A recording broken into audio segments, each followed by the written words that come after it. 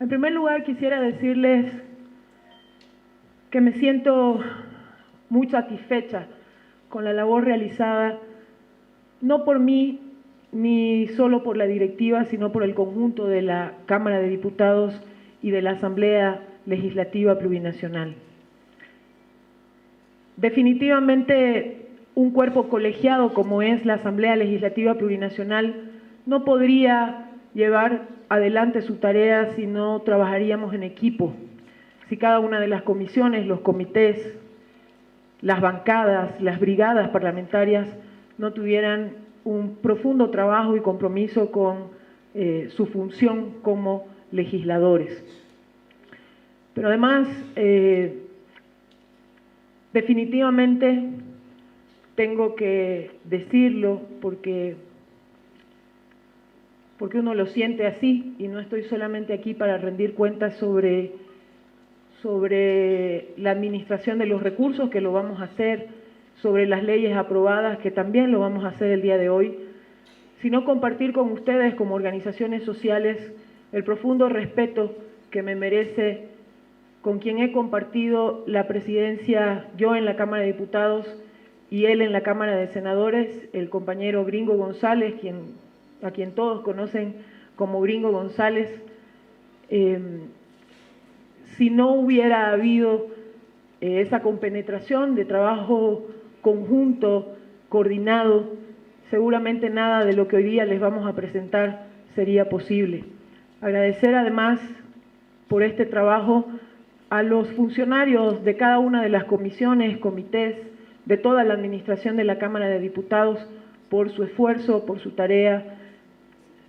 Muy pocos problemas hemos tenido de funcionarios que no hayan respondido a las exigencias y no se hayan puesto a la altura de lo que requería la Cámara de Diputados, y por eso también les agradezco la posibilidad de haberme dado la oportunidad de estar a la cabeza este año de esta legislatura de la Cámara de Diputados.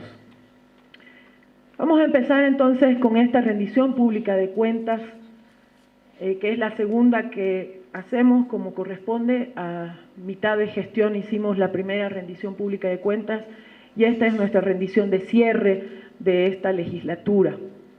Por supuesto, luego cada uno de los miembros de la directiva tomará la palabra y podrá hacer su informe, porque cada uno de nosotros tiene funciones específicas también al interior de la directiva y son todos los miembros de la directiva quienes de manera conjunta hemos llevado adelante esta gestión.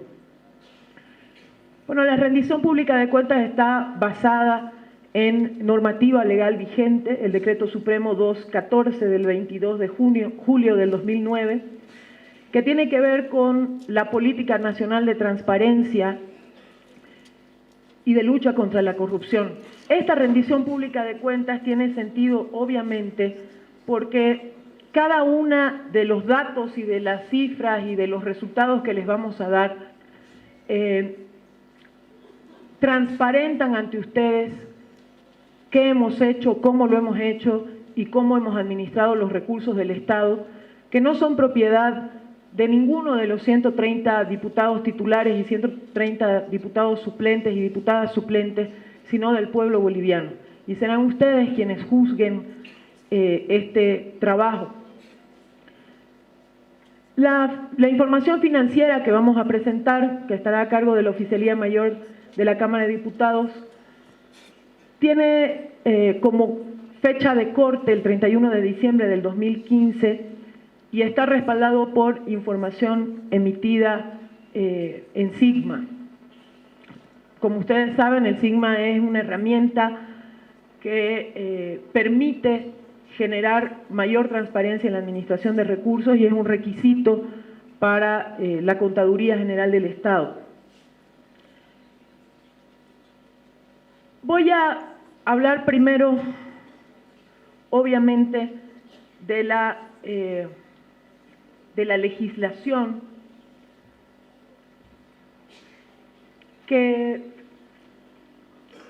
y de la composición que se ha constituido inmediatamente en enero del 2014.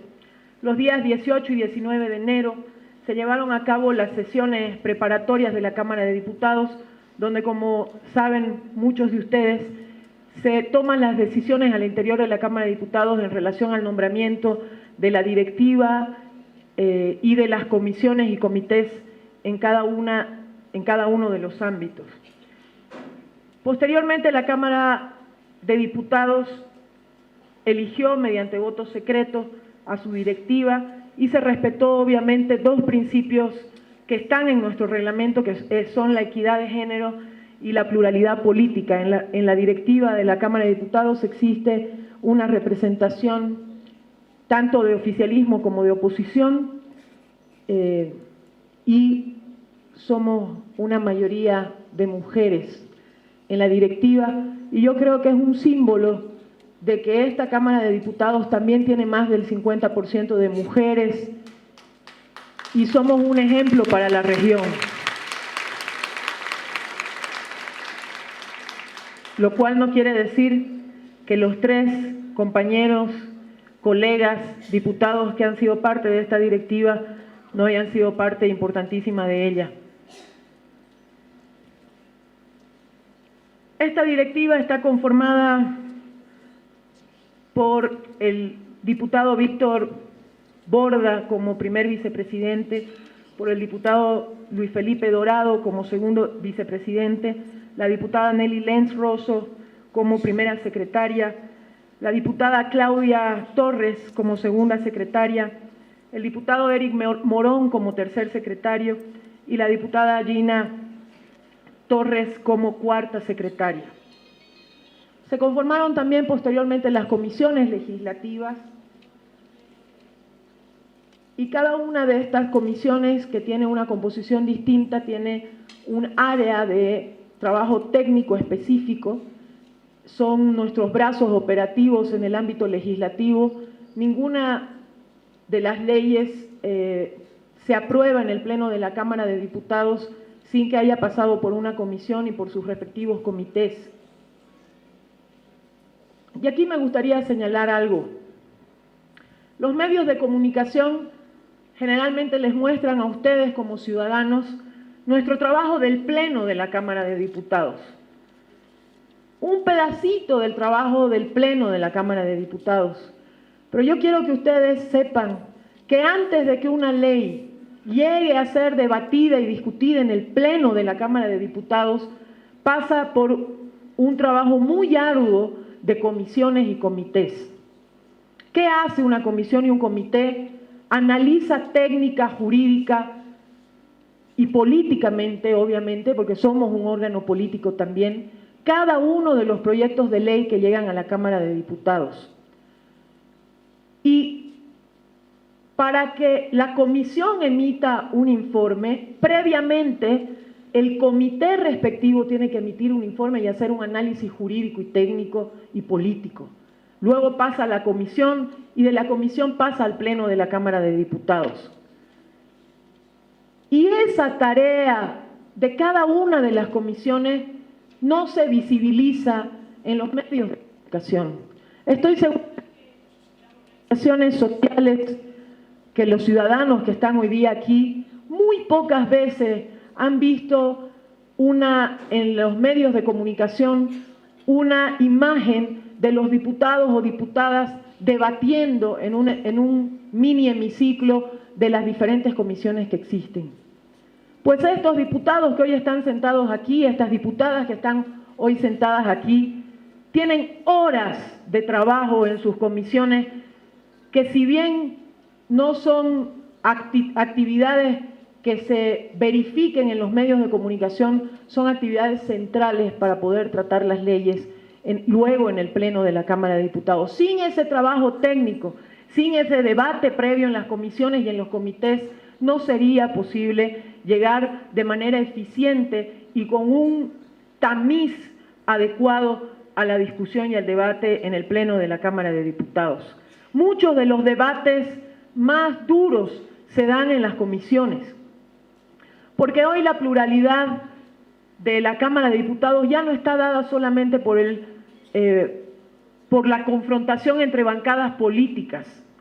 Hoy, desde mi punto de vista, la verdadera pluralidad en la Cámara de Diputados se da por la representación también sectorial y de diferentes visiones del país que hay en esa Cámara de Diputados. Ustedes vean a los diputados, unos vienen del sur, otros vienen del norte, unos vienen de occidente, otros de oriente, unos son mineros, otros son campesinos, otras son profesionales, otras son gremiales, otros son más canositos, otros son más jóvenes. Todos venimos de experiencias valiosísimas, todas venimos con el voto y el respaldo del pueblo boliviano. Y esa diversidad creo que es una riqueza que no siempre se visibiliza y que se reproduce en cada una de las comisiones y comités de la Cámara de Diputados. Voy a hacer un rápido recuento y una sistematización de las leyes. Y la sistematización que hoy les vamos a presentar en relación a las leyes están ordenadas de acuerdo a los 13 pilares de la agenda patriótica, de la agenda del Bicentenario. El Estado hoy tiene un norte, un futuro claro, un camino señalado hacia el 2025 por iniciativa del presidente Evo Morales. Y la Asamblea Legislativa Plurinacional y la Cámara de Diputados también ha organizado su agenda legislativa en base a esos pilares de la agenda patriótica. En el ámbito de las leyes aprobadas dentro de los pilares 1, 2 y 3, que tienen que ver con erradicación de la pobreza extrema, socialización y universalización de los servicios básicos, la salud, educación y el deporte para la formación del ser humano integral, se ha buscado garantizar la inclusión y el acceso a la salud gratuita de todas las personas. Por ejemplo, en este ámbito hemos aprobado en la Cámara de Diputados y en la Asamblea en su conjunto, en la Cámara de Senadores también, y ha sido luego sancionada y promulgada, la ley que permitió que se viabilice la construcción de los hospitales de segundo, tercer y cuarto nivel con una inversión de más de 1.600 millones de dólares para todo el país. Ese ámbito que garantiza que el ciudadano boliviano tenga una red de servicio público de atención en salud es una inversión histórica que no se había dado nunca antes en el país, y la Asamblea ha acompañado este proceso de inversión a través de la viabilización de esta ley.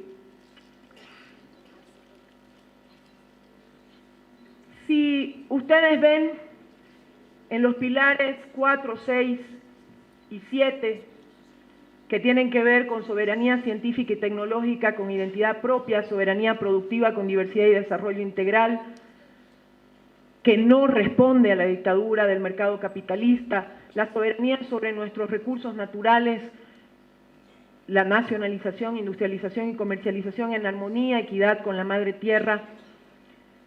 Se han aprobado varias leyes que fundamentalmente responden también a una iniciativa que tuvo el presidente Evo Morales de convocar a una cumbre del sector agropecuario en la ciudad de Santa Cruz en el primer semestre del año pasado, del 2014. Y hay varias leyes que tienen que ver con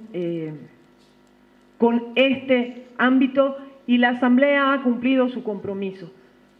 Todas las leyes que han sido presentadas provenientes de la cumbre, excepto una que ha quedado todavía por necesidad de un debate de mayor profundidad con los sectores productivos y con los ministerios involucrados, es la ley del SENASAC. El resto de las leyes, todas las de la cumbre, han sido aprobadas.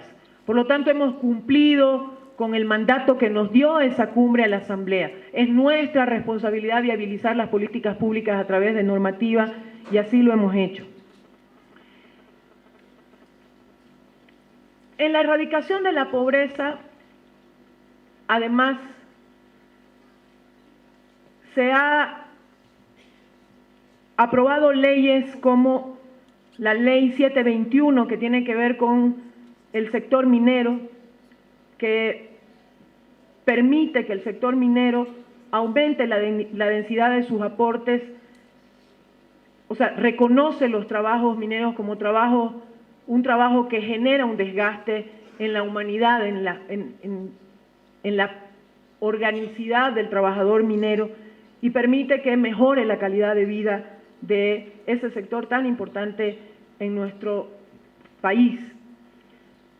Pero además, en términos de los servicios básicos, hemos viabilizado la transferencia de los bienes inmuebles para la construcción del teleférico, un proyecto que es hoy la identidad más visible de la ciudad de La Paz y la ciudad del Alto y el departamento de La Paz, un proyecto que hoy se sigue ampliando a más líneas y que no debe haber un solo boliviano o ciudadano extranjero que visite la ciudad de La Paz sin subirse al teleférico. Hemos aprobado una ley de construcción e implementación del sistema de transporte por cable teleférico en su segunda fase, lo que les decía. Pero además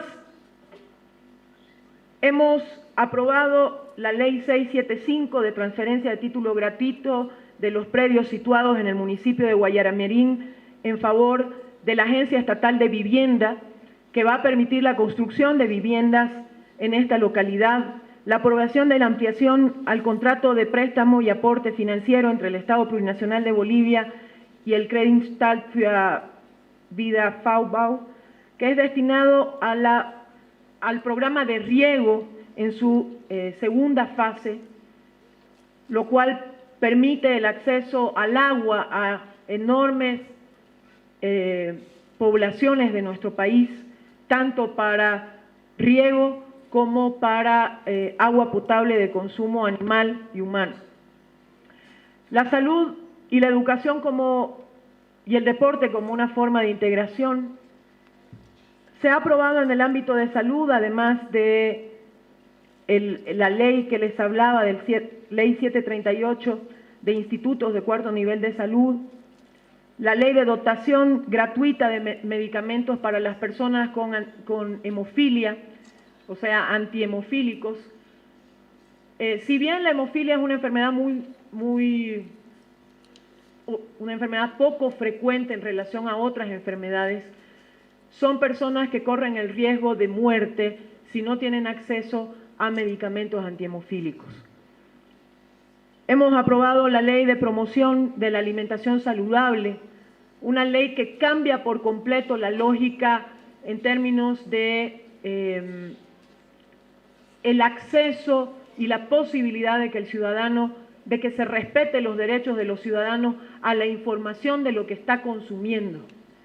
Es decir, hoy cualquiera de ustedes como ciudadanos puede hacer respetar el derecho de que las etiquetas de los productos que ustedes consumen les dé la información de cuánta grasa, cuánta sal, cuánta azúcar tiene, y que facilite inclusive para aquellas personas que puedan tener dificultades en la lectura mediante un semáforo que alerta a los ciudadanos de los altos contenidos de estos productos.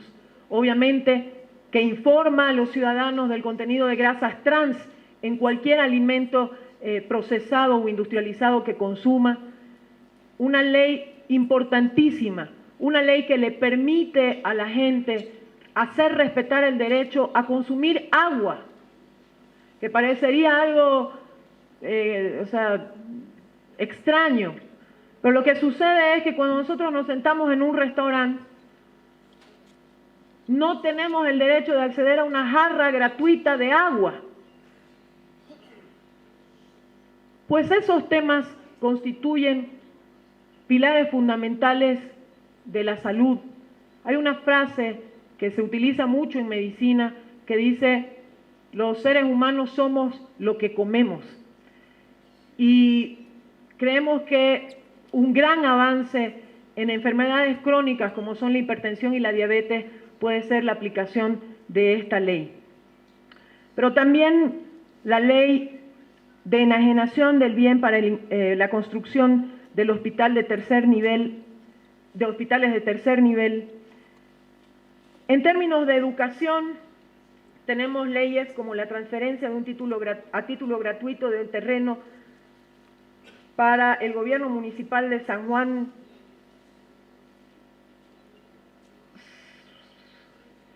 del departamento de Santa Cruz a favor de la policía boliviana. La transferencia, esto es para un tema de educación superior y técnica. La transferencia a título gratuito de un inmueble a favor de la Universidad Mayor de San Andrés. Otra ley para la transferencia de un inmueble a favor de Esbapol. La transferencia a título gratuito de una planta concentradora de minerales para la Universidad Tomás Frías, otra transferencia para la Universidad Policial en la ciudad de Sucre, para la Universidad Amazónica de Pando, otra transferencia, a la Universidad Mayor de San Andrés, otra transferencia, lo que ha permitido que estas universidades tengan terrenos donde puedan desarrollar infraestructura más adecuada para la educación superior. En términos de soberanía científica y tecnológica, el Acuerdo de Cooperación Cultural y Científica y Tecnológica entre el Estado Plurinacional de Bolivia y la República Italiana, una ley muy importante que declara a Cochabamba la sede de la Ciudadela Científica. Sabemos que este fue un compromiso del programa de gobierno del presidente Evo Morales, y esta ley garantiza que sea Cochabamba la sede de esta Ciudadela Científica, pero además algunas otras leyes, aquellas que tienen que ver con la consolidación del terreno para la construcción del Centro de Investigación Nuclear en el Departamento de La Paz, en la ciudad del Alto, y la posibilidad de la consolidación de ese proyecto va a implicar para la ciudad del Alto y el Departamento de La Paz un desarrollo que hoy los ciudadanos y las ciudadanas todavía no podemos mirar hacia adelante sus impactos y medirlos. Lamentamos, y tengo que ser sincera aquí, que eso no se haya podido dar en la ciudad de La Paz y que hayan habido autoridades locales que hayan obstaculizado la posibilidad de que La Paz tenga un centro de investigación en el ámbito nuclear, que lo tiene todas las sedes de gobierno y capitales de todos los países de la región.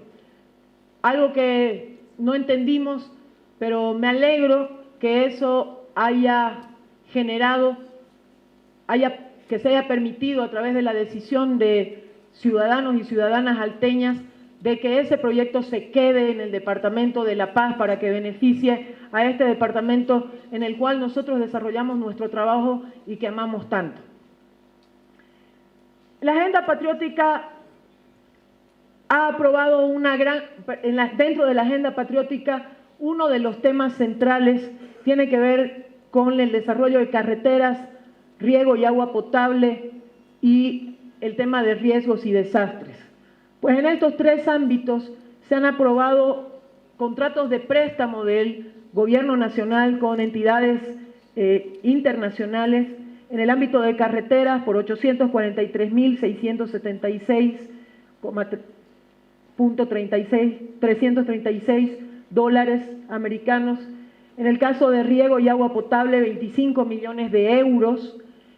En el caso de reducción de riesgos y desastres, 200 millones de dólares.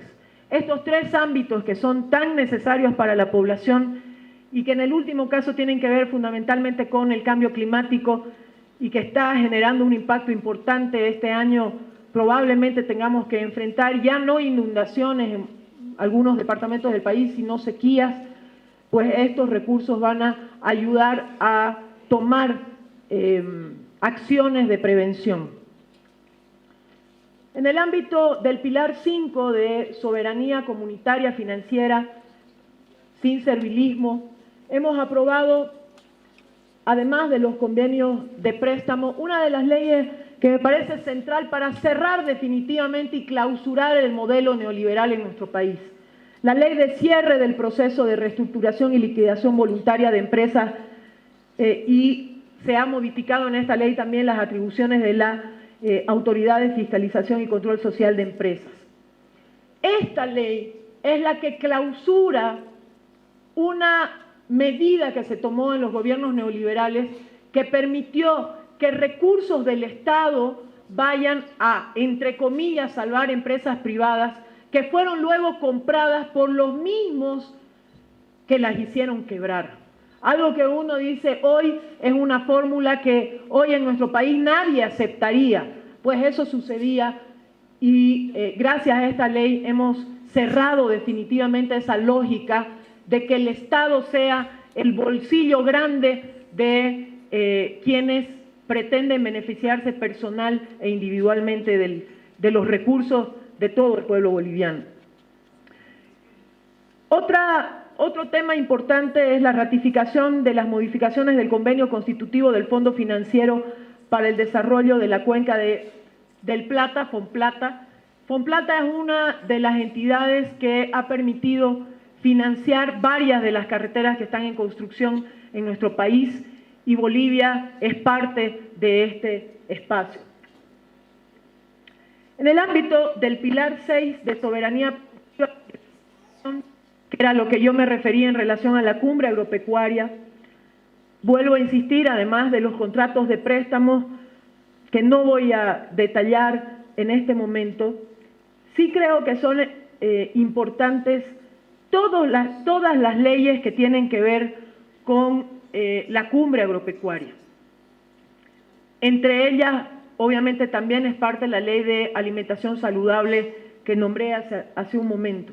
Pero hay contratos de préstamo suscritos entre el Estado plurinacional y diferentes entidades internacionales como la CAF, el BID, etcétera, que permiten garantizar recursos para los pequeños productores, tanto del campo como de la ciudad.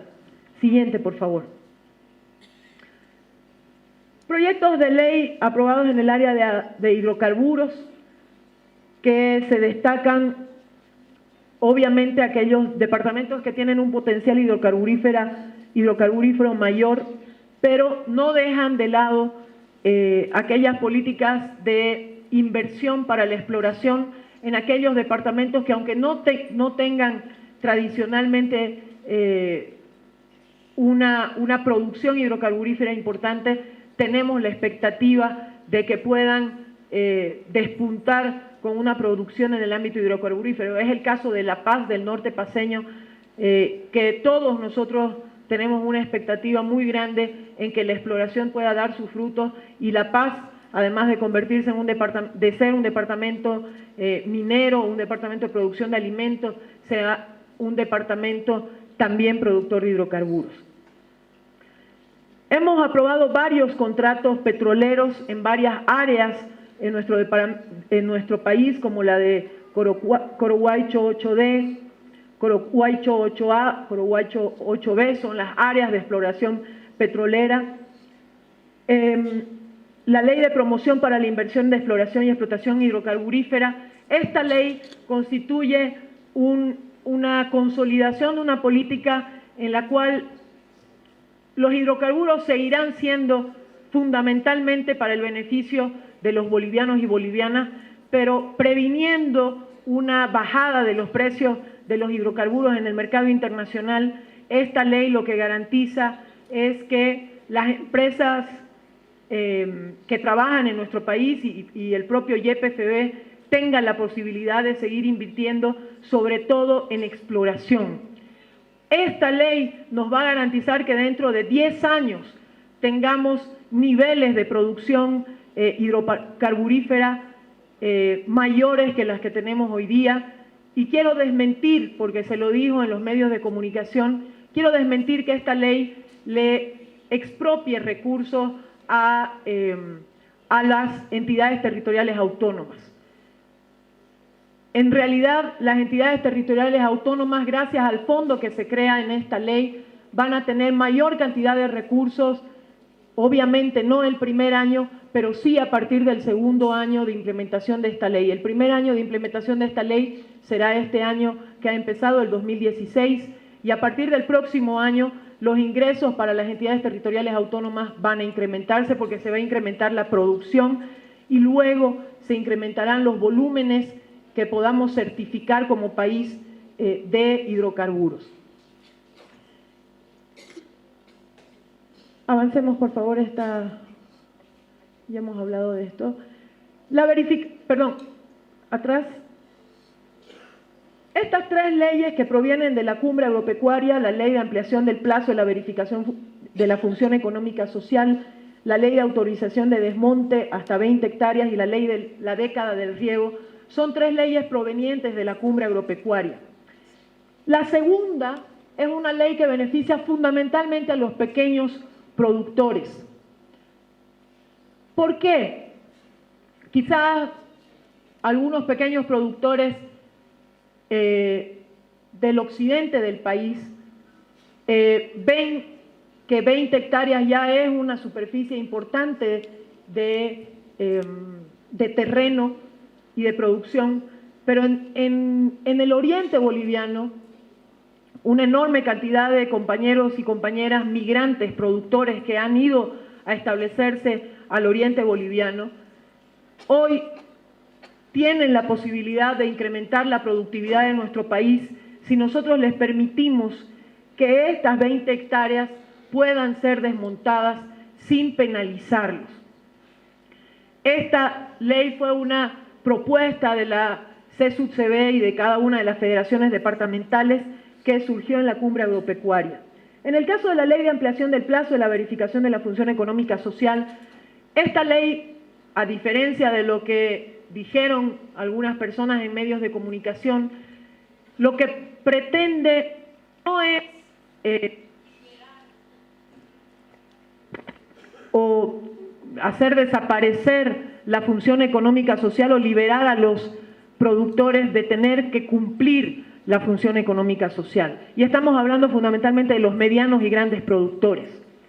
Hay una razón central para la aprobación de esta ley, y es que cuando los medianos y grandes productores querían acceder a crédito bancario, se le planteaba la verificación de la función económica social cada 2 años como un óbice, como un freno para poder acceder al crédito.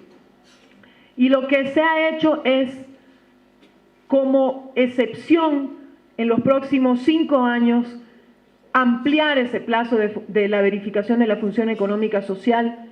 No se ha hecho una modificación definitiva de la ley INRA, pero sí se ha cumplido el compromiso que hizo el presidente y el vicepresidente en la Cumbre Agropecuaria. Y la ley de la década del riego permite que toda esta década, que va a ser en gran parte la década el camino que nos va a llevar al 2025, pueda habilitarse importantes recursos tanto para comunidades como para productores de manera individual, para que el riego, que es uno de los elementos centrales de la producción, pueda darse a través de sus diferentes mecanismos y metodologías.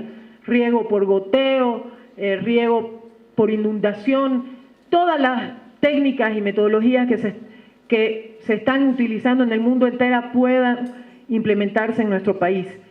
En el caso del arroz, por ejemplo, el tema del riego puede aumentar la productividad de 5 a 10 veces al productor.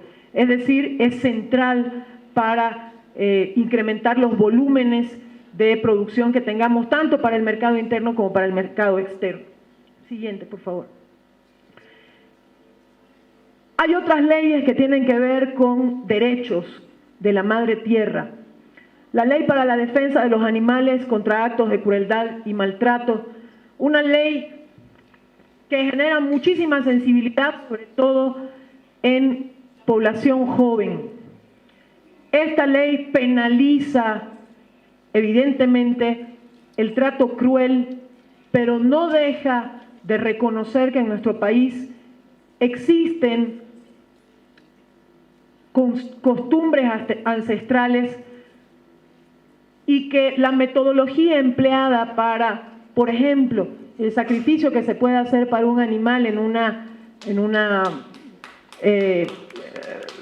ofrecimiento a la madre tierra sea con metodología que no haga sufrir al animal, que no genere un sufrimiento extraordinario al animal, porque no es necesario. Nosotros creemos que es absolutamente compatible el mantener nuestras costumbres con un trato adecuado a nuestras mascotas en las ciudades y a nuestros animales que apoyan al trabajador en el campo en su diario vivir. No hubo en esta ley, creo, en los últimos años, me voy a animar a decir, o meses, una demostración de una población joven tan grande como la que se dio en todo nuestro país solicitando esta ley, y la Asamblea cumplió con el pueblo boliviano. La Ley de Gestión Integral de Residuos, esta ley es una ley absolutamente necesaria. El problema de la basura y de los residuos sólidos en todo el país es un problema que está convirtiéndose en inmanejable para algunos municipios, y esta ley da respuesta. Por ejemplo, prohíbe definitivamente esta ley que hayan botaderos abiertos, a cielo abierto, digamos así, en los municipios, pero también entiende que ese es un proceso que no se va a dar de la noche a la mañana, y por lo tanto le da un tiempo a los municipios para que puedan adecuarse a esta ley. Pero hay por ejemplo, todo el tema de reciclaje de residuos sólidos está legislado en esta ley de manera muy ágil, muy moderna. También compromete a las empresas que producen la basura a que puedan aportar desde la empresa privada los centros de acopio, por ejemplo, de botellas PET, de otro tipo de llantas y de otro tipo de residuos sólidos que van a permitir que los ciudadanos, las empresas privadas, los municipios, el gobierno nacional, los gobiernos departamentales actuemos de manera conjunta. La ley de modificación de las leyes 337 y 502 de apoyo a la producción de alimentos y restitución de bosques.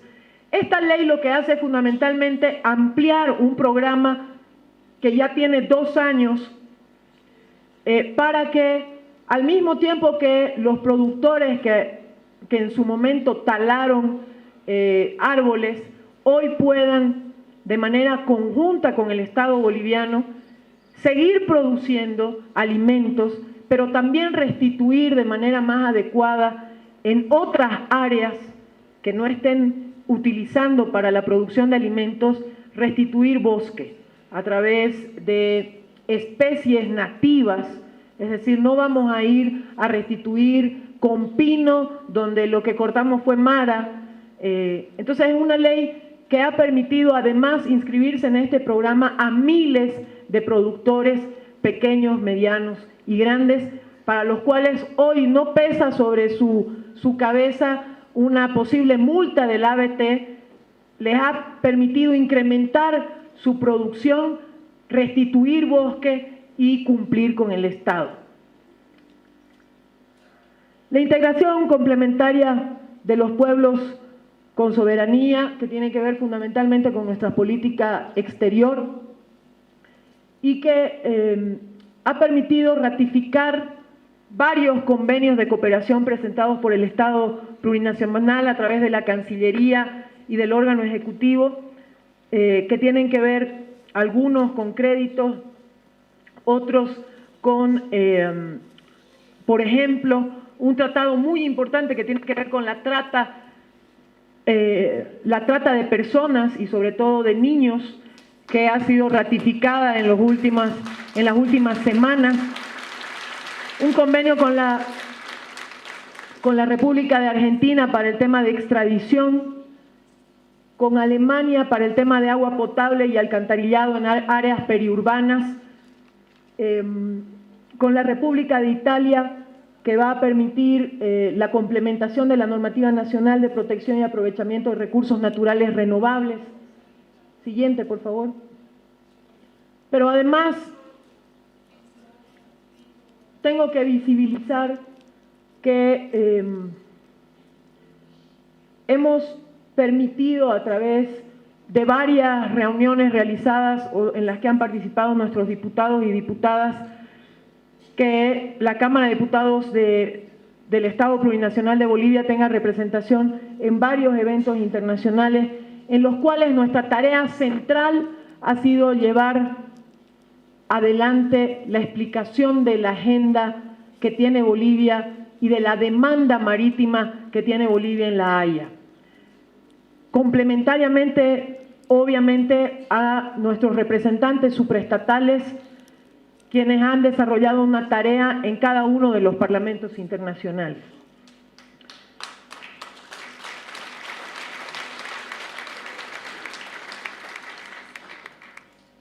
Quiero hacer aquí hincapié en una ley que es la Ley de Conciliación y Arbitraje, como una de las leyes que ha permitido hoy, una ley presentada a la Asamblea Legislativa Plurinacional por la Procuraduría General del Estado y que fue aprobada, ajustada y aprobada en la Asamblea, y que permite hoy la seguridad jurídica para la inversión tanto nacional como extranjera.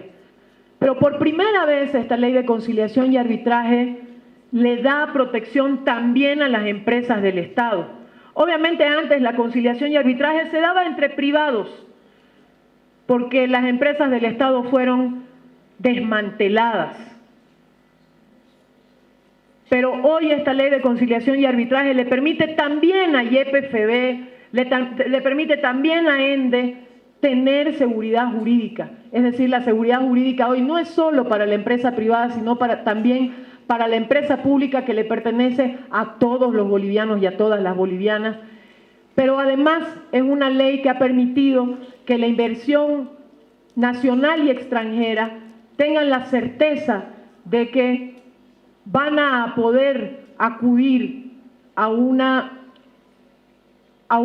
centros de conciliación, que van a poder hacer respetar sus derechos en el marco de la Constitución Política del Estado, que no permite que se ponga por encima de las autoridades jurisdiccionales bolivianas a autoridades jurisdiccionales del extranjero.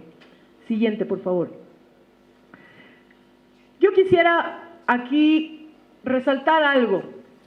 El Tribunal Supremo Electoral ha entrado en un proceso de recomposición gracias a la voluntad de la Asamblea Legislativa Plurinacional. Ese cuarto órgano del Estado, ese órgano que viabiliza la constitución del resto de los órganos del Estado, es decir, el órgano ejecutivo, el legislativo y el judicial, que da al pueblo boliviano las garantías de democracia, fue reconstituida en el marco de un debate ampliamente democrático en la Cámara de Diputados y en la Cámara de Senadores, en la Asamblea en su conjunto, y se aprobaron dos leyes que viabilizaron este tema. Es cierto que el Tribunal Supremo Electoral entró en una profunda crisis y yo quiero resaltar que la Asamblea tuvo la madurez política y democrática de no permitir que se ponga en incertidumbre a la población en el ámbito electoral. Hoy tenemos un Tribunal Supremo Electoral que cumple dos condiciones básicamente: que fue electo en el ámbito democrático de la Asamblea, que cuenta con cada una de esas personas con la idoneidad necesaria, pero además es posible combinar la verificación de requisitos formales, de formación académica y otros con gente que tenga una trayectoria pública intachable. Lo hicimos así y creo que la gran parte de ese proceso la llevamos adelante tanto oficialismo como oposición. La posición política que asumió al final del proceso la oposición, pero también tengo que decir aquí que más de 2/3 del proceso se llevó adelante con la vigilancia permanente de todos los diputados, tanto oficialismo como oposición, la verificación de requisitos de todos los diputados y diputadas que fueron parte de la Comisión Mixta de Constitución. El proceso obviamente tuvo que ver con la aprobación de la convocatoria mediante resolución, la recepción de postulantes, y aquí quiero resaltar que cientos de ciudadanos bolivianos y bolivianas confiaron en la Asamblea Legislativa Plurinacional y presentaron su documentación. La apertura de sobres, una etapa de impugnaciones, la evaluación de méritos y entrevistas, y obviamente finalmente la Comisión Mixta emite un informe a la Asamblea y la Asamblea elige por 2/3 a cada uno de los vocales del Tribunal Supremo Electoral. Siguiente, por favor. La soberanía y transparencia en la gestión pública bajo los principios de no robar, no mentir y no ser flojo, que es el pilar 11 de nuestra agenda patriótica, que hemos aprobado varias leyes que tienen que ver con esto.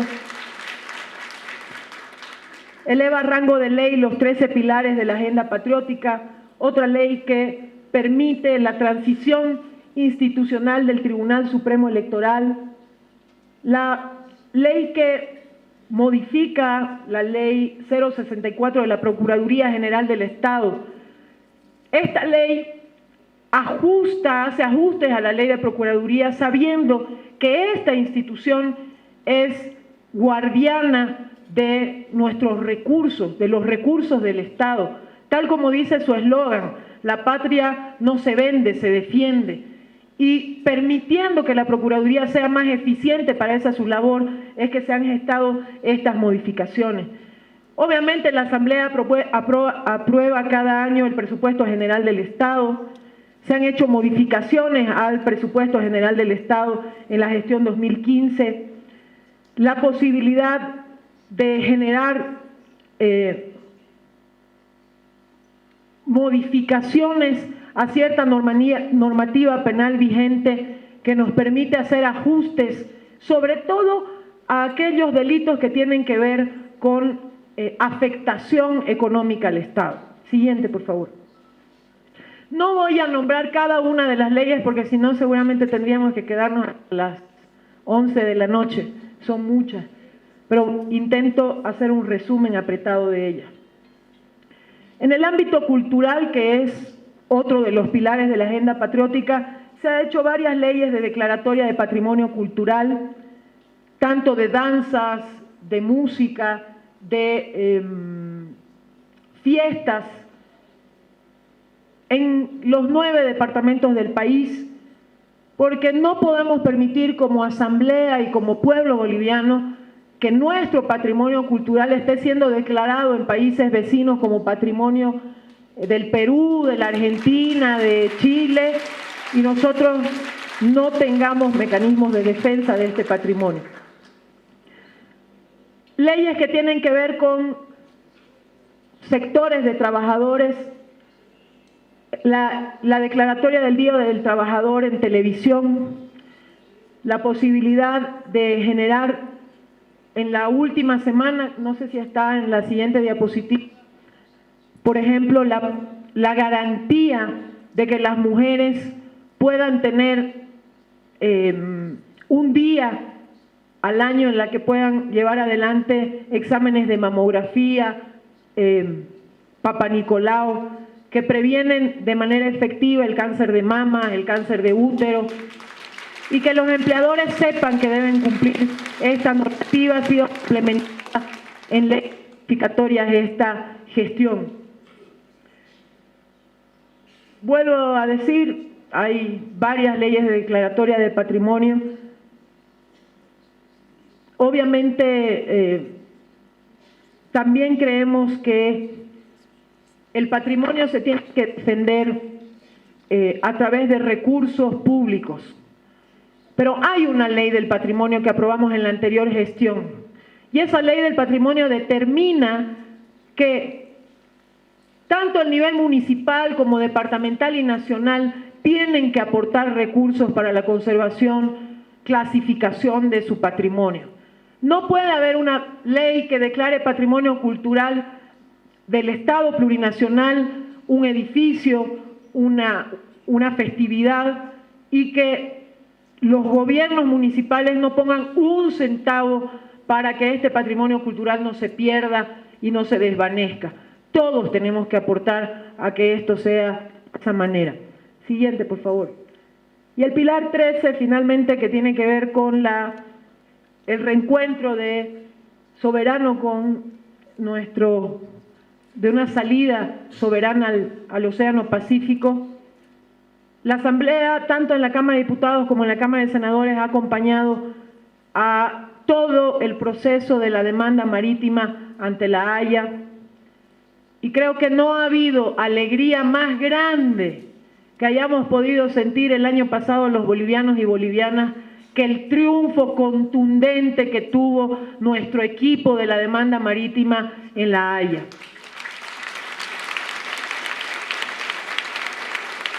Yo recuerdo ese día, y seguramente muchos de nosotros no lo olvidaremos nunca, y el ver a todo el pueblo boliviano conmovido, siguiendo de nuevo en las plazas, en las pantallas, en la radio, en su celular, lo que sucedía en la Haya ese día, la lectura del documento final de conclusiones. Hola. A la aceptación de... Hola. Perdón. Fue un momento inolvidable. Pero yo quiero decir algo aquí porque lo siento así y lo vivo así. Eso no hubiera sido posible si no hubiera habido la grandeza de un presidente como el presidente Evo Morales, el valor que tuvo de pararse al frente y decir esto es posible, y convocar a expresidentes, a ex cancilleres y a todos los bolivianos y bolivianas, unirlos en torno a una demanda. La grandeza de un hombre se mide en la capacidad que tiene para compartir los éxitos fundamentalmente.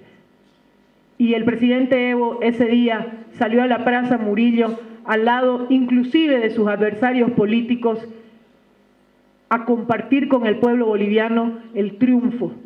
Y eso a mí me generó mucho más emoción que el solo hecho del triunfo.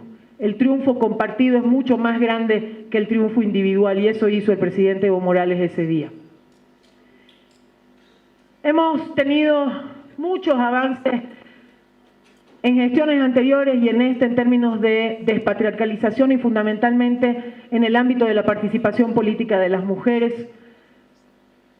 Hemos participado en muchos foros internacionales, no solo mi persona, sino varias diputadas y diputados, porque el mundo nos invita a los diputados y diputadas bolivianas a explicarles cómo hemos logrado en menos de 10 años lograr que la Asamblea Legislativa Plurinacional, que la Cámara de Diputados, por ejemplo, pasa de tener una participación de la mujer secundaria de un 6, 7%, 5% a un 50%. La gente quiere saber en el mundo entero cómo es que hicimos para aprobar una ley contra el acoso y la violencia política, que es única en la región. Y todos esos logros no hubieran sido posibles si no hubieran organizaciones de mujeres que acompañaron esta agenda y que la presentaron. Y aquí están varias de ellas y se los agradezco. Siguiente, por favor. Sigamos, porque si no vamos a ser muy largos. Avancemos, por favor. Bueno, otro ámbito de gran avance en esta Asamblea Legislativa Plurinacional es la participación de los jóvenes en la construcción de la política pública. Hoy la mayoría de nuestras brigadas parlamentarias están conducidas por diputados, diputadas y senadores y senadoras jóvenes.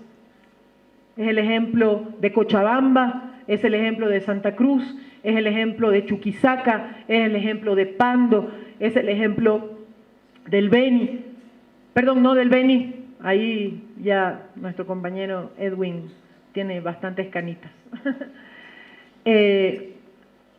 Perdón, es el ejemplo de cada uno de esos departamentos en los cuales no se escogió al azar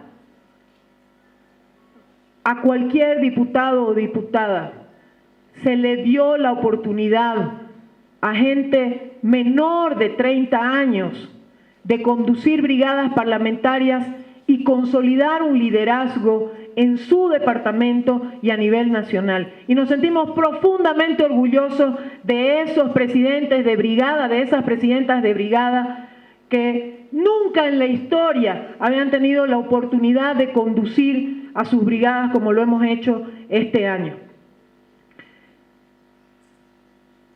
Y eso habla de que tenemos generaciones listas para seguir adelante construyendo el proceso de cambio. Aquí nadie nos puede venir a hacer creer que no hay liderazgo joven. Que se reconozca en el liderazgo del presidente Evo Morales y del vicepresidente Álvaro García Linera la conducción de este proceso de cambio es una cosa muy distinta a que el movimiento al socialismo no tenga la capacidad de incentivar a sus políticos jóvenes. Ahí están esos políticos jóvenes dando ejemplo de trabajo y de batalla en nuestras brigadas parlamentarias. Un espacio... Hola, hola. Me está por el micrófono un poquito. Además de la legislación, el ámbito de la participación y deliberación es muy importante. ¿Qué quiere decir esto? Nosotros tenemos dos mecanismos centrales para poder tener un contacto directo con la población. Para los diputados uninominales, las plataformas ciudadanas. 50 plataformas ciudadanas a lo largo y ancho de todo el país están funcionando para permitir que los diputados y las diputadas uninominales tengan un contacto directo con la población. Y otro mecanismo son los foros de interés ciudadano, los FICS, que han tenido este año una ejecución mucho mayor de la que se pudo lograr en anteriores gestiones. Y ahí ese es un trabajo no de la directiva, no de la presidencia de la Cámara, es un trabajo de cada uno de los diputados y diputadas que con grandes esfuerzos han consolidado sus plataformas ciudadanas de contacto directo con ustedes. Obviamente hay otros mecanismos, hay mecanismos como los encuentros territoriales, como foros que han sido preparados ya por brigadas parlamentarias y otros espacios, pero esos dos mecanismos centrales de la deliberación y participación del ciudadano junto con el diputado o la diputada son centrales. Y tenemos aquí un resumen, antes. En el caso de las plataformas ciudadanas, tenemos un resumen de los departamentos, la cantidad de plataformas implementadas en cada uno de los departamentos. Somos 70 diputados y diputadas uninominales. Quiero decirles que cuando empezó esta iniciativa en la Cámara de Diputados apenas se contaban con menos de 30 plataformas ciudadanas. Hemos ido incrementando el número de plataformas ciudadanas y hoy tenemos 50, esperamos algún día alcanzar las 70 plataformas ciudadanas para que todas las circunscripciones cuenten con uno de estos espacios. Pero lo que hemos aditamentado en esta gestión, que no había en las anteriores gestiones además, es la posibilidad de que las plataformas ciudadanas estén conectadas y enlazadas a través de Internet y medios digitales con la Asamblea Legislativa Plurinacional, con la Cámara de Diputados, y pueda haber un control también de el trabajo que se lleva adelante en cada una de esas plataformas, lo que ha garantizado que ninguna de esas plataformas se hayan abierto en términos formales y que luego no funcionen y que luego la gente no pueda acudir a ese espacio para tener contacto con la Cámara de Diputados. Siguiente. Tenemos una unidad en la Cámara de Diputados que es nuestro enlace y nuestra vinculación con las asambleas departamentales. Aquí hay algunos asambleístas departamentales y saben que durante esta gestión hemos tenido una relación muy estrecha y hemos podido coordinar varios temas con las asambleas departamentales desde el ámbito de la coordinación legislativa hasta el ámbito de la solución de algunos problemas, inclusive de inmuebles, de garantizar inmuebles para que las asambleas departamentales puedan funcionar. Hemos hecho una recopilación de información en relación a esta situación. Lo vamos a resolver a través de leyes que van a permitir transferencias o comodatos que garanticen a las asambleas departamentales espacios donde trabajar. Siguiente, por favor. Bueno, no voy a un detalle de la participación en el ámbito internacional porque es bastante extensa, pero sí quiero decir y destacar que la Cámara de Diputados administra los recursos que tienen que ver con nuestra representación parlamentaria a través de los representantes supraestatales que tienen un año de existencia en nuestro país. Están algunos de ellos, algunas de ellas aquí. Las saludo, los saludo. Gracias por estar aquí. Hemos permitido las modificaciones y ajustes a la ley para el funcionamiento de los representantes supraestatales y de sus oficinas, de sus instalaciones. Hemos aprobado de manera conjunta y coordinada un reglamento que les ha permitido un funcionamiento más fluido y esperamos que en las próximas gestiones esa ley, ese reglamento ya ajustado le permitan hacer un trabajo eficiente como lo vienen haciendo. Y aquí hago una convocatoria a algunos medios de comunicación que están aquí. Esos representantes supraestatales son la cara de Bolivia en el mundo. Son los que llevan a cada uno de los parlamentos internacionales la voz de Bolivia en términos de nuestra demanda marítima, en términos de nuestras potencialidades productivas, etcétera, etcétera. Denle espacios a nuestros representantes supraestatales, por favor. No puede ser que ellos fuera tengan cobertura mediática, tengan espacios para comunicarse con la ciudadanía y aquí en su país no tengan la oportunidad de rendirle cuentas al pueblo boliviano sobre lo que hacen fuera del país. Son nuestros embajadores del ámbito legislativo y creo central su tarea y les agradezco, compañeras y compañeros, por haberme permitido compartir con ustedes toda la programación de su trabajo, de su tarea y poder haber cooperado en las pocas cosas que seguramente pudiera haber aportado.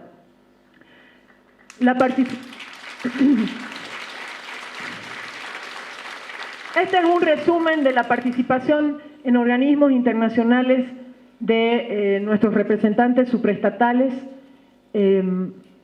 Tienen en el Parlamento andino, en sesiones ordinarias de la reunión de directiva, hay una participación en 9 oportunidades, en sesiones extraordinarias 1, en total 10. En el Parlamento latinoamericano, un total de 30 reuniones, en Mercosur 13, en la Unión Interparlamentaria Mundial solamente 3, y aquí quisiera hacer una explicación.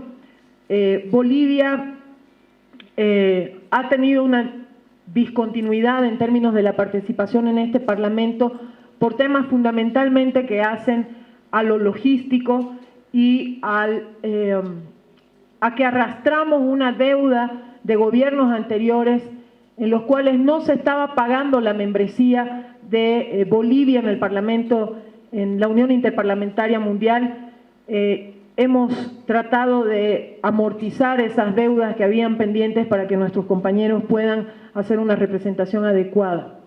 En el Parlamento Amazónico, un total de 9 reuniones, en el Parlamento Indígena 3, y en otras representaciones como el Eurolat, que es una combinación del Parlamento Latinoamericano con representación europea, una. Yo aquí otra vez quiero decir algo. Esto es el 10% de lo que trabajan nuestros representantes supraestatales, porque ellos no solamente van a reuniones en el exterior, han presentado leyes, han presentado proyectos de resolución, de resoluciones en todos los parlamentos internacionales, y eso significa horas de trabajo técnico revisando cada uno de sus documentos, discutiendo. Por lo tanto, no se puede resumir en este cuadrito su tarea es mucho mayor que esa. Siguiente, por favor. En el ámbito de comunicación, hemos refuncionalizado la página web de la Cámara de Diputados. Ocupa el puesto 57 hoy la Cámara de Diputados en páginas visitadas a nivel del país. Ese es un logro importante, hemos avanzado muchísimo, es una página muy consultada por la población. En Facebook se incrementó un total de 5.524 nuevos seguidores, es decir, de febrero del 2015, en el que teníamos 3.300 seguidores, hoy tenemos 8.800 seguidores permanentes de la página del Facebook de la Cámara de Diputados. En Twitter se incrementó un total de 4.489 seguidores. Creemos que las redes sociales es un mecanismo que nos permite llegar a toda la población, pero obviamente la población joven tiene un acceso mayor a este tipo de herramientas tecnológicas. Se generó el programa Asamblea en Directo, un programa radial en la Red Patria Nueva, semanal, de una vez por semana, generalmente los días miércoles. Se realizaron 23 programas donde se ha dado la participación tanto de oficialismo y de oposición, tanto de la Cámara de Diputados como lo de la Cámara de Senadores. Siguiente, por favor. Bueno, la parte administrativa voy a dejarla a cargo del oficial mayor porque ya no tengo voz. Por favor, Luis Vía. Nosotros tomamos esta gestión con mucha felicidad, con mucha tranquilidad, con mucha paz hemos pasado esta gestión, porque realmente hemos recibido una colaboración, hemos podido coordinar de manera muy abierta, muy profesional, muy tranquila, tanto con la directiva como con todos los diputados. Hemos visto ese grado de madurez que existe en el trabajo y eso nos ha hecho muy fácil la gestión. Nosotros, por lo menos en la directiva, hemos tenido un trato de mucho respeto, que se ha entendido las necesidades de la Cámara y en ese sentido, todas las propuestas que hemos tenido han sido razonablemente aceptadas, estudiadas, trabajadas. Y bueno, nosotros les agradecemos realmente desde la parte administrativa que hayan comprendido de esa manera nuestro trabajo. Ha pasado un año ya desde que hemos iniciado esta gestión, un año desde que han depositado su confianza en este oficial mayor y en el equipo de trabajo que hemos traído, y esperamos no haber defraudado esa confianza. Sabemos que hemos avanzado bastante, que ustedes conocen bastante de nuestro trabajo, y a mí, mi madre me enseñó que cada año se festeja. Entonces, ahora hemos venido a mostrar nuestros logros, a mostrar lo que es nuestro trabajo y a festejar.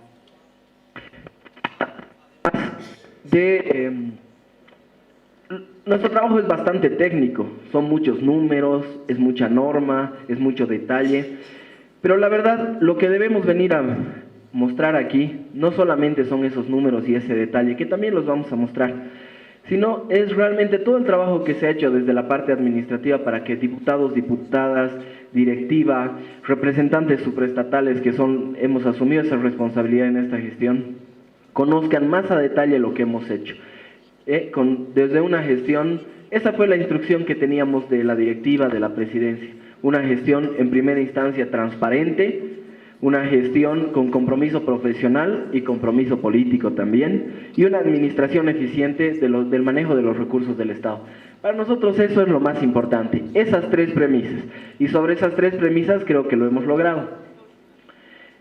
Bueno, hemos tenido muchos logros, muchas cosas importantes que hemos hecho, entre ellas, lo citaba la Presidenta, el pago de las membresías, el asumir la responsabilidad de los supraestatales, el pago de los pasajes, viáticos, sus reuniones, la implementación de las FICs, que son foros de interés ciudadanos, como nunca creo que hemos hecho una alta ejecución de los foros de interés ciudadanos. En los meses, si no me equivoco, septiembre, octubre, noviembre, hemos tenido el nivel más alto de ejecución, las plataformas ciudadanas, el sistema de plataformas ciudadanas, la implementación de oficinas, mayores recursos, capacitación de brigadas, son un sinnúmero de logros que se han alcanzado en la gestión y por eso nos sentimos muy felices y muy esperanzados, además de que estamos dejando esta Cámara de Diputados en condiciones muy ordenadas, inclusive con una cultura organizacional ya clara, con una visión, con una misión clara desde el ámbito de la administración, para quien quiera venir o quien esté para venir a asumir esta responsabilidad, lo pueda hacer de la mejor manera. En principio, nosotros habíamos asumido una Cámara de Diputados que tenía todos los recursos, para que me entiendan, en una gran bolsa. Todo estaba en una gran bolsa, o sea que discriminar para tal gasto o cual gasto era complicado, no se podía hacer. Solamente podíamos basarnos en el plan operativo anual y en la gran bolsa. Lo que hemos hecho los primeros meses es reestructurar todo, patear el tablero, reestructurar todo y decir, bueno, aquí lo ordenamos de esta manera porque necesitamos controlar además nuestro gasto. Entonces lo hemos discriminado por actividades. Si ustedes ven, esta estructura programática la hemos creado en los primeros meses, donde tienes una Cámara de Diputados como una Dirección Administrativa 03, una unidad ejecutora, que es la que se encarga del tema del edificio, el programa 11, Legislación y Fiscalización, y por actividades, ¿no? Cámara de Diputados, Participación y Control Social, que significan los recursos justamente para este tipo de eventos, como la rendición pública de cuentas, plataformas ciudadanas, foros de interés ciudadano, red parlamentaria de niñez y adolescencia, que es un recurso de donación, que nosotros lo administramos, pero no generamos ese recurso, no tenemos ese recurso del TGN, sino que es una donación, se lo tenía que inscribir así, y el proyecto de la construcción de la Asamblea Legislativa Plurinacional. De esa forma ordenamos para poder ir discriminando nuestros gastos y ejercer un control mucho más racional de lo que íbamos ejecutando. Adelante, por favor. Bueno, como no nos hemos quedado muy contentos con cómo hemos planificado solamente eso, hemos proyectado que para esta gestión, la 2016, se han generado nuevas actividades. Como ven, en la gestión 2014 era una bolsa de la Cámara de Diputados, todo su gasto ahí adentro, y otra bolsa de la construcción del nuevo edificio de la Asamblea Plurinacional. En la 2015 lo hemos ordenado de la manera que les había explicado hace un momento, y en la 2016, ya obviamente con más tiempo, hemos podido planificar de esta forma. Gestión de apoyo técnico administrativo, donde se acumulan todos los recursos administrativos, gestión de apoyo legislativo de fiscalización, el fortalecimiento institucional, que es algo muy importante que les voy a citar, plataformas ciudadanas, foros de interés, red parlamentaria, la construcción del edificio y la provisión de la construcción del nuevo edificio, que es una bolsa donde se va generando el ahorro, donde nos va pasando recursos también el Ministerio de Economía y Finanzas, que es una previsión para las actividades que se tengan del año. Volver por favor al anterior. Esto de fortalecimiento institucional, ¿a qué se debe? Cuando llegamos no teníamos una actividad que concentre un recurso para el fortalecimiento institucional. Y teníamos varias necesidades. Se necesitaban computadoras, se necesitaba apoyo tecnológico, se necesitaba un montón de cosas en la Cámara de Diputados. Pero no teníamos una actividad de dónde sacar ese recurso. Lo que hemos hecho es generar esa actividad. Esa actividad tiene alrededor de 1 millón de bolivianos ahora, con proyección a superar, para todo lo que significa computadoras, para todo lo que significa equipamiento de la Cámara de Diputados, porque de aquí a unos años podemos pasar a habitar el nuevo edificio, pero ¿qué vamos a hacer si no tenemos toda la tecnología como para trabajar allá?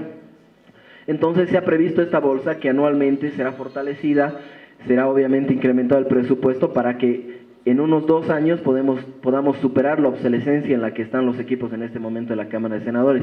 Y hemos superado mucho, hemos pasado de un 37% creo, a un 52%, lo que hemos superado el grado de obsolescencia que tenía la Cámara de Diputados, y para esta gestión hemos pensado superar eso al 70%. La evaluación del presupuesto. En la gestión 2013 teníamos un presupuesto de 143 millones, en la gestión 2014 teníamos un presupuesto de 161 millones, y en la gestión 2015 subimos a 192. ¿Y a qué se debía esto? Esto se debía a que en reuniones con el Ministerio de Economía y Finanzas les habíamos explicado que con los recursos que teníamos no podíamos asumir responsabilidades como tales, como la administración de los representantes supraestatales, que hemos necesitado 10 millones para administrar esta responsabilidad, las 50 plataformas ciudadanas, que es un logro bastante interesante, en función a que en algún momento podemos llegar a las 70 plataformas, 263 foros de interés ciudadanos por valor de 1 millón de bolivianos, la red parlamentaria de la niñez y adolescencia, que son recursos de donación, 224.000, beneficio del bono del refrigerio a todos los funcionarios, que es primera gestión que se hace esto, hace más de 18 años que no se les daba bono del refrigerio, incremento salarial para todos los funcionarios y el pago de deudas a organismos internacionales sobre membresías anuales a los parlamentos. Que esto nos causaba bastante preocupación, no se habían pagado muchas gestiones gestiones anteriores, y estábamos en un proceso de conciliación. En este proceso de conciliación hemos llegado casi a un 80% de conciliación, y creemos que hasta la siguiente gestión esperemos pagar la totalidad de todas las membresías, todo lo que se debe. La ejecución presupuestaria por grupo de gasto. Bueno, nosotros tenemos una ejecución presupuestaria. En realidad a la gente le interesa bastante eso en términos de cuánto has ejecutado tu presupuesto. Nosotros hemos ejecutado un 83.22%, pero esto incluye además la construcción del edificio y los fondos que tenemos para esa construcción. En realidad no podríamos llegar jamás a un 100% porque ese dinero lo tenemos guardado, y ese dinero lo tenemos guardado para todas las fases de la construcción. Entonces, el techo máximo al que se podría llegar sería un 93% a un 95%. Nos ha faltado muy poquito, Presidenta, para ejecutar ese 100%. El compromiso, pero era no bajar de 80%, y hemos superado, ¿no? Entonces, el compromiso está cumplido. En el tipo de ejecución presupuestaria por tipo de gasto, ¿no? Tenemos el gasto corriente y el gasto de inversión. En el gasto corriente hemos ejecutado un 94.60%, y en el gasto de inversión, que significa el proyecto de construcción, hemos ejecutado un 57.83%. El pago de gastos del proyecto de la construcción, que es lo acumulado, tenemos todavía ahí 18.844.000 bolivianos. Habría que explicar de manera muy rápida que este 57.83% representa todo lo que se ha hecho para la construcción. Hemos llegado a un proyecto que todavía estaba en un estado bastante embrionario, y hemos decidido darle un impulso en 3 fases. La primera fase era el proceso de saneamiento de los terrenos. Lo hemos hecho en un periodo bastante corto, se ha concluido con eso. La segunda fase, que era la reformulación del proyecto arquitectónico, que tenía que ver con que antes eran menos metros cuadrados, ahora son 40.000 metros cuadrados que van a poder albergar a todos los diputados, diputadas, comisiones, comités, no como ahora que, bueno, hasta hace un tiempo que teníamos diputados de pasillo. Y sobre todo van a poder albergar a todas las organizaciones y el pueblo boliviano que quiera trabajar con la Asamblea Legislativa Plurinacional. Esos 57% también representa el estudio TESA, que lo hemos trabajado, representa la demolición, representan las consultorías y representa el funcionamiento de la unidad ejecutora. Todo ese funcionamiento, todo lo que se ha hecho en el año, representa ese 57%. Adelante.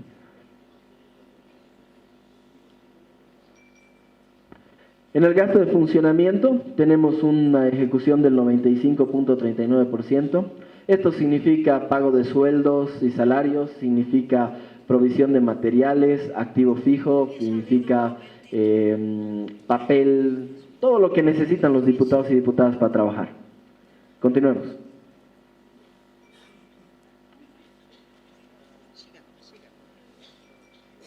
Bueno, aquí tenemos un comparativo entre la gestión que recibimos y la gestión en la que hemos trabajado nosotros en términos de ejecución presupuestaria, ¿no? En la gestión 2014 se ejecutó un 89.25% y nosotros ejecutamos el 84.76%.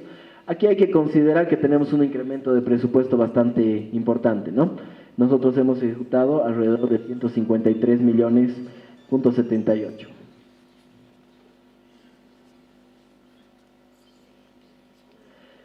La ejecución presupuestaria de las FICs, foros de interés ciudadano, hemos tenido un 84.76%, nos dieron, como ustedes vieron hace un momento, 1 millón de bolivianos y hemos ejecutado 847.000 bolivianos de lo que significaban los foros de interés ciudadano.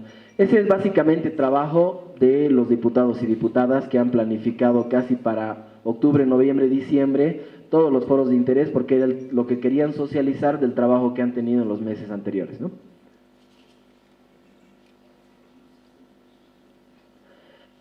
La red parlamentaria de niñez y adolescencia, que tiene que ver con un recurso de donación. Nosotros en realidad solamente registramos el gasto, no administramos el recurso, pero es importante informar esto.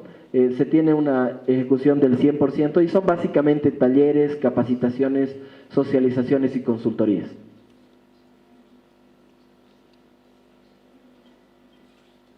El gasto de inversión, como les decía hace un momento, del nuevo edificio de la Asamblea Legislativa Plurinacional, que significa el TESA, significa la demolición, significa la supervisión y el funcionamiento de la unidad ejecutora. Eso nos ha dado un 57.83% de ejecución. En el tema del edificio hay que recordar que hemos ya licitado el edificio, ya se ha adjudicado la obra gruesa.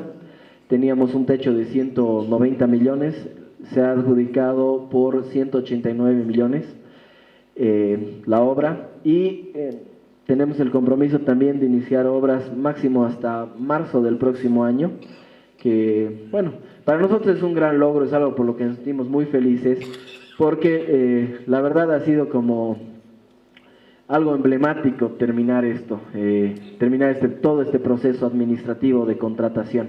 Lo veíamos muy complicado al inicio, hemos tenido mucho apoyo de la unidad ejecutora, hemos suscrito convenios con instituciones que nos han apoyado bastante, como la Sociedad de Ingenieros de Bolivia, quienes están aquí, les agradezco su presencia, quienes nos han apoyado de manera técnica para poder trabajar algunos aspectos del proyecto, poder revisar algunas cosas, inclusive recomendar dentro del mismo proyecto temas técnicos que nosotros en realidad no conocíamos muy bien, y obviamente así hemos podido sacar el proyecto adelante y hemos cumplido con el compromiso que teníamos con la directiva de adjudicar este año, firmar contrato en enero e iniciar obras en marzo.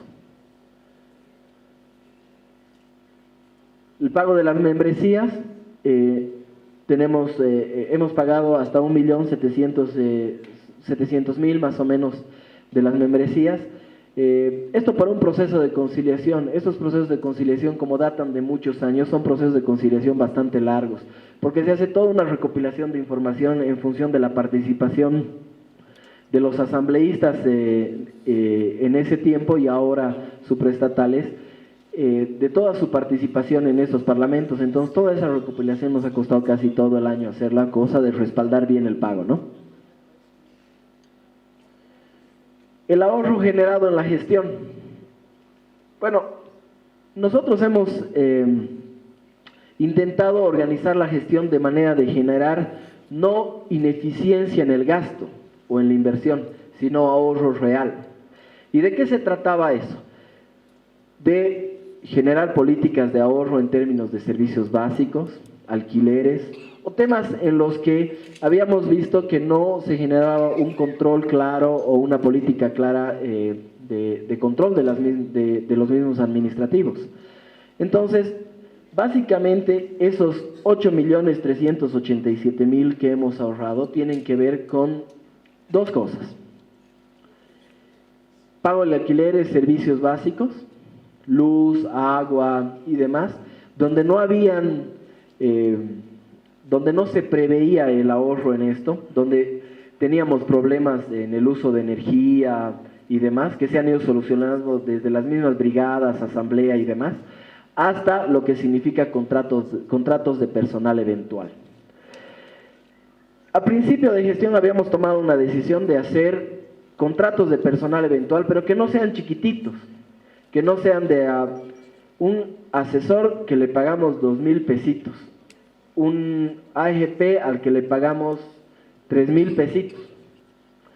Entonces, en función a la aprobación de la tabla de equivalencias, lo que hemos hecho es mejorar los sueldos para que los diputados y diputadas puedan tener asesores mejor pagados y obviamente con mejor calificación como para asesorarlos, pero no en tanta cantidad. Y esto nos ha permitido generar un ahorro bastante importante y se expresa en el conjunto en esos 8.387.000, que en función a la comparación de las gestiones anteriores es bastante superior, ¿no? Eso nos ha generado esas dos políticas, la política de ahorro de energía, en el tema de alquileres y demás, tomar mejores alquileres en plataformas ciudadanas, por decirle, ¿no? En edificios que la asamblea alquila, y también en el tema básicamente de lo que significa contratación de personal. No quiere decir que hemos atendido menos a los diputados, sino que los hemos atendido tal vez de una mejor forma, en función de esa tabla de equivalencias que hemos aprobado y que ahora les permite a ellos contratar gente mejor calificada como para ayudarlos. Básicamente eso ha sido el tema del ahorro. Para cerrar, el equipamiento institucional. Cuando llegamos teníamos una cámara, como les había comentado, con bastante obsolescencia en tema de equipos. La necesidad prioritaria ha sido, por parte de los diputados, unánime, además, el tema de equipamiento. Entonces hemos dotado de computadoras, hemos dotado de laptops, hemos podido subir el tema al 50%, hemos podido mejorar un 50% más o menos, y eso nos ha permitido que los diputados y las diputadas puedan trabajar mejor. Así recibimos la Cámara, ese tipo de máquinas teníamos. Un gran porcentaje, ese 33 y ese 19%, con Pentium 4, Pentium D, Core 2, Core. Ahora lo que hemos hecho es comprar de Core 7 o Core 5 para arriba, y eso nos ha permitido obviamente mejorar las condiciones en las que trabajan los diputados. Para este año, con esa partida que les había explicado en la primera diapositiva que se llamaba fortalecimiento institucional, llegaremos a un 70%, para cubrir en un 70% las expectativas, ¿no? Quien venga a administrar esta Cámara, si decide continuar con esa política, podría llegar a ese 70%, y en un año más tal vez a un 100%. ¿Eso qué permitiría? Que cuando esta asamblea se traslade al próximo edificio, vamos a ahorrar también muchísimo en lo que significa equipamiento de las oficinas, porque no vamos a necesitar equipar a un 100%. Lo estamos tomando como un proceso gradual que sirva para reducir además los costos de la última fase, que significa que es la de equipamiento del edificio de la Asamblea Plurinacional. Bien, Presidenta, por favor.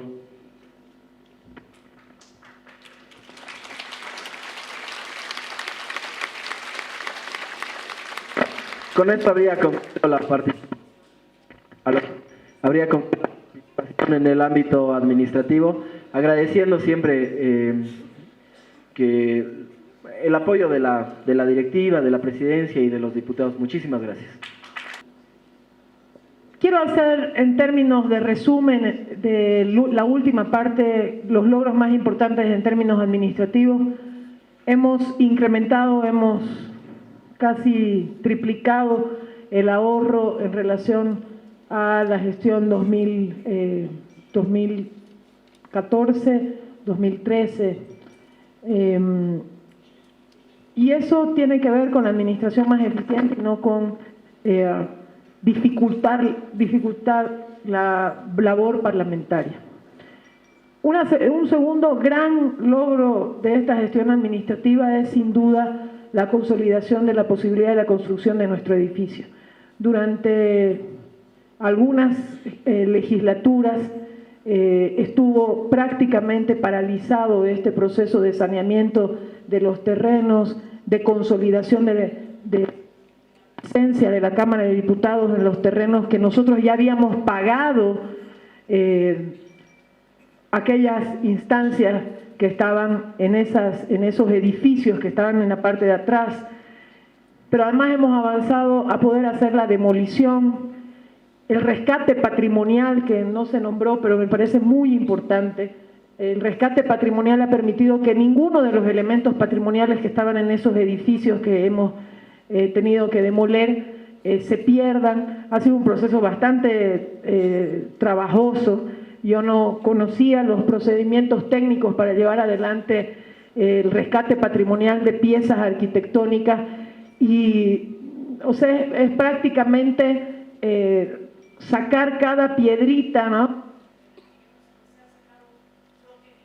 de piedra, escalinatas enteras de piedra. Hemos obviamente encontrado un lugar donde almacenar todo ese valor patrimonial. Pero además, dos cosas centrales para mí, y creo que la más importante es la que voy a nombrar a continuación.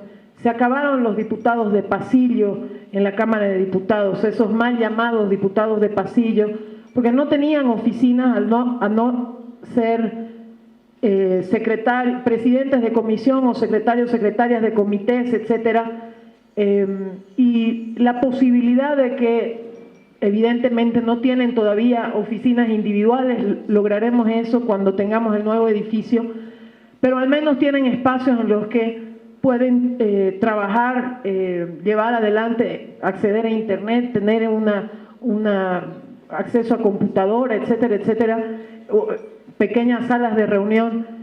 Para mí eso es muy importante porque iguala la labor legislativa y permite que no hayan diputados de primera y diputados de segunda.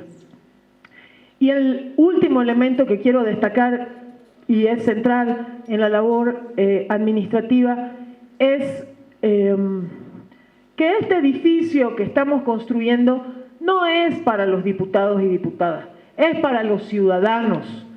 Hoy hay diputados que cuando convocan a una organización social y llegan 30, 40, 50 compañeros, no pueden recibirlo en su comisión, en su comité, no pueden recibirlo en una instalación adecuada. No somos una asamblea de puertas cerradas y de espaldas a la población. Somos una asamblea de puertas abiertas a la población. Por eso estamos hoy aquí rindiendo cuentas ante ustedes y por eso queremos un edificio que le dé comodidades a ustedes como ciudadanos y población. Y finalmente, darle paso a la directiva, que tengo que reconocer como presidenta de la Cámara de Diputados que ha sido un equipo eficiente de trabajo. Gracias, compañeros, colegas, por haberme acompañado en este año. Jamás ha habido de parte de la directiva una actitud de poner una traba, una piedra en el zapato, de generar un conflicto. Al contrario, siempre ha habido la capacidad y la posibilidad de discutir, a pesar de nuestras diferencias políticas, a pesar de nuestras distancias políticas. Estamos oficialismo y oposición ahí, pero hay quienes pretenden que hacer oposición es generar simplemente conflicto y paralizar la gestión del otro. No he vivido eso en esta directiva y todas nuestras diferencias las hemos resuelto en el debate democrático porque somos ese órgano del Estado donde estamos todos los bolivianos. Aquellos bolivianos del campo, de la ciudad, de todas las latitudes, de los 9 departamentos, de oficialismo, de oposición, y agradezco de manera sincera a la directiva. Ustedes saben que yo he estado durante 5 años en el Senado, he estado en 2 gestiones como presidenta del Senado y nunca me he sentido tan cómoda con una directiva como con ustedes. Gracias a cada uno de ustedes por su labor y por su trabajo. Sin ustedes seguramente esto no hubiera sido posible. Muchas gracias.